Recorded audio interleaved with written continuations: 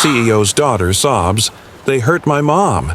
Then single dad reveals a secret that stuns everyone. It was a bright Monday morning when the busy corporate lobby of Roberts Industries filled with chatter and movement. Suddenly, a small voice shattered the noise. Little Emma Roberts, the CEO's 8-year-old daughter, came running in, her face red with tears.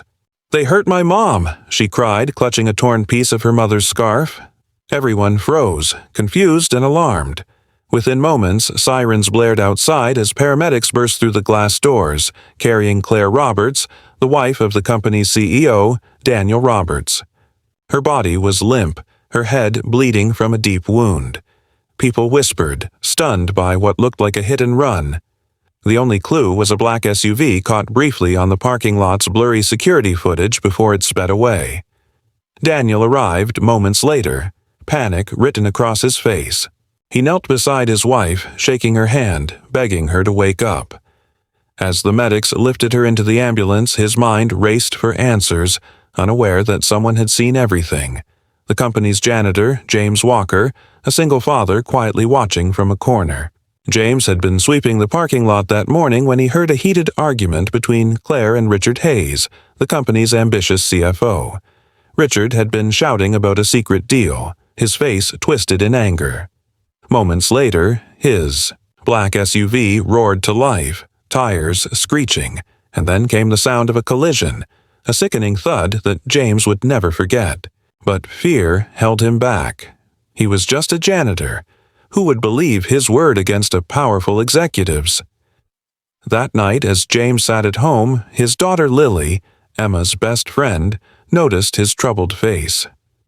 "Dad," she said softly, "Emma told me her mom found out someone was stealing from the company." James froze. It all made sense now. The hit and run wasn't random. It was a warning, or worse, a cover-up.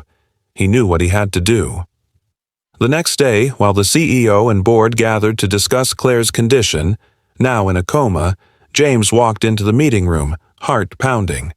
He placed a flash drive on the table and whispered, "You need to see this." The screen lit up with footage from his dash camera, the moment Richard's SUV struck Claire before speeding away. Gasps filled the room. Daniel turned pale, staring at the proof. But James wasn't done. "Mrs. Roberts came to meet me that morning," he said, his voice steady. "She found documents proving Richard had been stealing millions."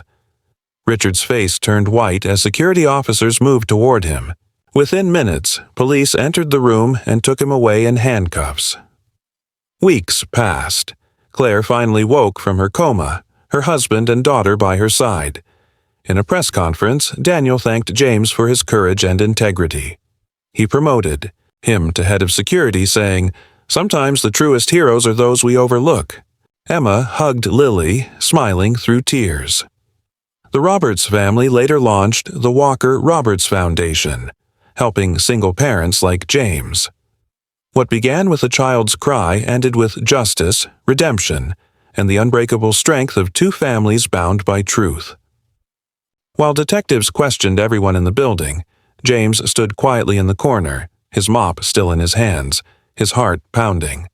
He had seen something that morning that no one else seemed to notice, and every instinct in his body told him to speak up. But fear chained his voice. In a company filled with suits, titles, and egos, who would believe the janitor? He had been working there for almost 5 years, invisible to most, always cleaning up after people who barely remembered his name. But that morning, before the chaos began, he had seen the argument. Claire Roberts, the CEO's wife, stood near the parking lot with Richard Hayes, the company's cold and cunning CFO. They were yelling, their words sharp and angry. Claire held a folder close to her chest as if protecting something. Richard's face turned red, his jaw tight with rage. Then, without warning, he shoved the folder from her hands, got into his black SUV, and sped away. Minutes later, the crash echoed across the parking lot. James ran out and saw Claire lying unconscious on the ground. That night, James couldn't sleep. His daughter, Lily, noticed his silence. She was 8, the same age as Emma, Claire's daughter, and the two were inseparable. As he tucked her into bed, she whispered, "Dad, Emma said the car that hit her mom had our company's logo on it." James froze, staring into the darkness. His mind flashed back to Richard's SUV, the company's silver emblem gleaming on the front grille. It wasn't a random accident. It was deliberate. The realization struck him like lightning. But what could he do? If he accused a top executive without proof, he could lose his job, or worse. All night he sat at the kitchen table, thinking. On the counter sat his dash cam, one he had installed months ago after a break-in at work. Maybe it had captured something. With trembling hands, he connected it to his old laptop. The video loaded slowly, the clock ticking past midnight. And there it was. The SUV, the exact moment it hit Claire, the license plate clear as day. His breath caught in his throat. He had the proof, but holding it felt like holding fire. He knew it could destroy Richard, but it could also destroy him if the wrong people found out. The next morning, James tried to meet the CEO, Daniel Roberts, to tell him everything, but security stopped him at the office entrance. "The boss isn't seeing anyone," they said. James tried to explain, his voice shaking. "It's about his wife. I know who did it." The guards only gave him a cold stare and pushed him back. As the elevator doors closed, James stood there defeated, clutching the flash drive in his pocket. He realized he wasn't just a silent witness anymore. He was the only one who could bring the truth to light, no matter what it cost him. The boardroom was tense, filled with executives whispering nervously about Claire Roberts' condition. The CEO's wife had been in a coma for 2 days, and rumors swirled through the company like wildfire. Daniel Roberts sat at the head of the table, pale and exhausted, his hands clenched tightly together. He was a man used to control, but today he looked broken. Suddenly, the heavy doors burst open, and everyone turned as James Walker, the company janitor, stepped inside, holding a small flash drive in his shaking hand. Security moved toward him, but Daniel raised his hand to stop them. James's voice trembled, but his eyes were steady as he said, "You all need to see this." The room fell silent as Daniel reluctantly nodded, and one of the assistants plugged the flash drive into the projector. The screen flickered to life, showing grainy footage from a car camera. Gasps filled the room when the image became clear. It was the company's parking lot. A black SUV sped toward Claire, striking her before driving off without hesitation. The license plate was visible, and everyone recognized it instantly. It belonged to Richard Hayes, the company's CFO. Richard's face turned pale, his confident smirk vanishing as the video played on. Daniel stood up slowly, disbelief clouding his eyes. "Is this real?" he whispered. James nodded. "That's from my dash cam. I parked near the back lot. I saw him leave right after the accident." The silence in the room grew heavy, broken only by the sound of James's heartbeat thundering in his ears. But he wasn't done yet.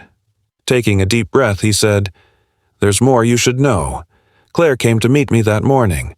She found documents that proved Richard was embezzling company funds. She told me she was going to tell you everything. That's why he stopped her." Murmurs erupted among the board members. Richard pushed back his chair violently, pointing a finger at James. "You're lying. You're just a janitor. Who'd believe you?" But before he could storm out, Daniel's voice cut through the chaos, cold and commanding. "Sit down, Richard." Police sirens wailed outside the building as if on cue. Daniel turned toward James, eyes full of a mix of sorrow and gratitude. "You could have kept quiet," he said softly. James lowered his head. "I couldn't, sir. Mrs. Roberts was kind to me. She treated me like a person." Richard tried to make a run for the door, but 2 officers entered and grabbed him before he could escape. The boardroom buzzed with shock as the CFO was handcuffed and led away. Daniel sank into his chair, burying his face in his hands. The weight of betrayal was heavy, but so was relief. The truth was finally out. He looked at James again, his voice trembling with emotion. "You just saved this company, and my family." James nodded quietly, feeling a strange mix of fear, pride, and peace. The janitor who once swept floors had just swept away the lies that nearly destroyed everything.